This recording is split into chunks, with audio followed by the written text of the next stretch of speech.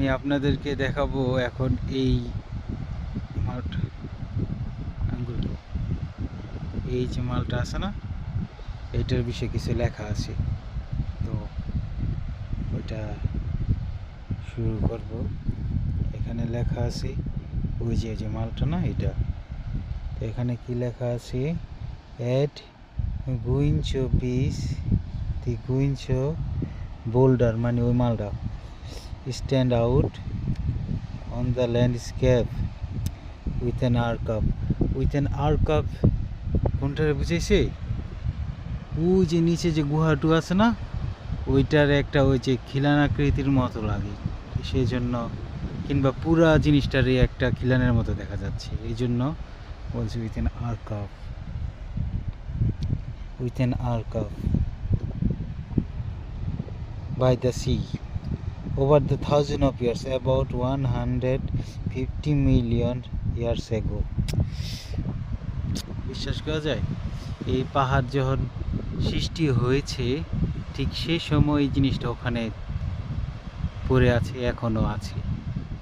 It's fascinating, so much fascinating.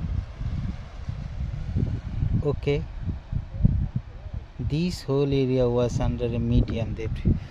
পুরা যা কিছু আছে তো আপনারা সকলেই বুঝতে পারছেন কি লেখেছি, মানে সাগরও সম্ভবত অল্প অল্প পানিতেই ছিল, মানে খুব গভীর ছিল না।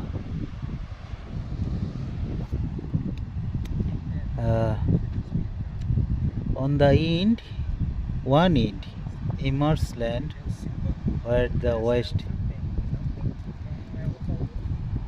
where the sea is today. Okay. Proof of this are the pinkish granite from the Barbus. ইংরেজি একটু করতে ভুলে গেছি গা, চর্চা মর্চা না করতে করতে।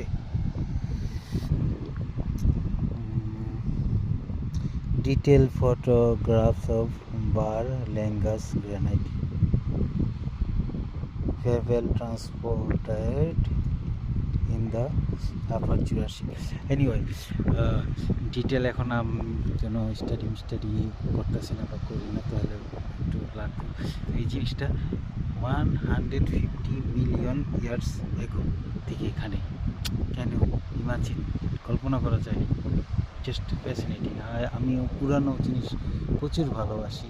এই যে এইসব যা আছে এগুলা সব অনেক অনেক